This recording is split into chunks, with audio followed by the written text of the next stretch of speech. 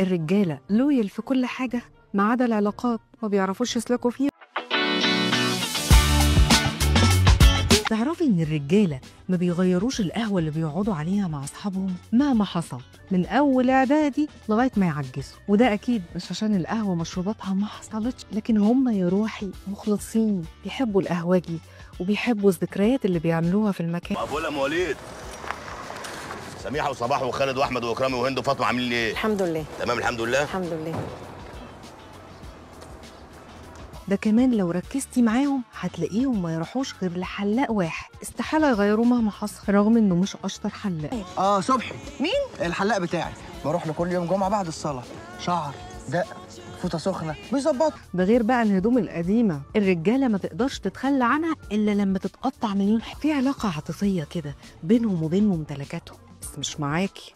حتى المحفظة استحالة يشتري محفظة جديدة إلا لو بنت جابتها. يا لهوي، يعني دي شغالة ودي مراتي. وساعتها يغيرها عشان ما يتنكدش عليه، مش عشان عايز يغيرها. تفتكروا بقى الرجالة لويل في كل حاجة ما عدا العلاقات، ما بيعرفوش يسلكوا فيها وبيتمسكوا بكل حاجة إلا الست اللي معاه، ولا احنا اللي ظالمينهم وبنات مفترية؟ هستنى أشوف رأيكم.